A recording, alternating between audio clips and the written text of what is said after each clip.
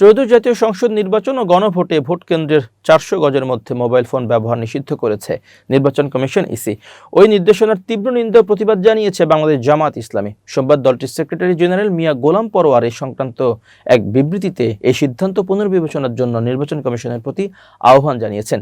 তিনি বলেন, ভোট কেন্দ্রে মোবাইল ফোন নিষিদ্ধ করার সিদ্ধান্ত ভোটারদের মধ্যে ভয় ও শঙ্কা সৃষ্টি করতে পারে, একটি অবাধ ও সুষ্ঠু নির্বাচনের জন্য বড় বাধা সৃষ্টি করতে পারে। ইসির এই নির্দেশনাকে হঠকারী এবং ভোট জালিয়াতির সুযোগ করে দেওয়ার কৌশল বলে সমালোচনা করেছেন জামাত সহ 11 দলীয় নির্বাচনী ঐক্য সমর্থিত প্রার্থী ও এনসিপি নেতা হাসনাত আব্দুল্লাহ। সোমবার নিজের ভেরিফাইড ফেসবুক পেজে দেওয়া এক পোস্টে তিনি লেখেন, ভোট কেন্দ্রের 400 গজের মধ্যে মোবাইল ফোন নিষিদ্ধের অর্থ হলো সবাইকে নিজের মোবাইল ঘরে রেখে যেতে হবে। এমনকি কোনো মজো সাংবাদিক বা সিটিজেন জার্নালিজমও অ্যালাউড না।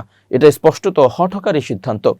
ইঞ্জিনিয়ারিং বা জালিয়াতি করার ইচ্ছা থাকলেই কেবল এমন সিদ্ধান্ত নেওয়া যায়। এই সিদ্ধান্তকে অযৌক্তিক উল্লেখ করে তিনি লেখেন, এমনটা আগে কখনো দেখেনি। এটার মানে কোনো বিপদ হইলেও কল করে কাউকে জানানো যাবে না।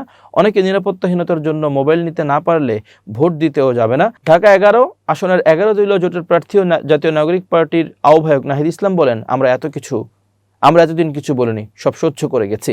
নির্বাচনের দ্বার প্রান্তে এসে এই ধরনের ভোট কারচুপি মিডিয়াকে ব্ল্যাকআউট করে দেওয়া হবে, মানুষের তথ্য অধিকারকে রোধ করে দেওয়া হবে। এই ধরনের কোনো আইন করা হলে সেই আইন মেনে নেওয়া হবে না। ইসির এই নির্দেশের তীব্র সমালোচনা করেছেন ঢাকা বিশ্ববিদ্যালয়ের কেন্দ্রীয় ছাত্র সংসদের ভিপি সাদিক কায়েমও। তিনি তার ফেসবুক স্ট্যাটাসে লেখেন, ভোটকেন্দ্র এলাকায় যে কোনো অনাকাঙ্ক্ষিত ঘটনা ঘটলে তার কোনো তথ্য ফুটেজ স্বয়ং ভুক্তভোগীর কাছেও থাকবে না।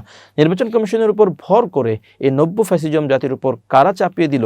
ভোটকেন্দ্রে মোবাইল ফোন নিয়ে প্রবেশে নিষেধাজ্ঞা বাস্তবায়নের নির্দেশনা দিয়ে ইসির সিনিয়র সহকারী সচিব মোহাম্মদ শহীদুল ইসলাম স্বাক্ষরে সংশ্লিষ্ট রিটার্নিং কর্মকর্তাদের নির্দেশনা পাঠান। নির্দেশনায় বলা হয়, আগামী 12 ফেব্রুয়ারি অনুষ্ঠিতব্য জাতীয় সংসদ নির্বাচন ও গণভোট উপলক্ষে ভোটকেন্দ্রের 400 গজ ব্যাসার্ধের মধ্যে সাধারণভাবে কেউ মোবাইল ফোন নিয়ে প্রবেশ করতে পারবে না।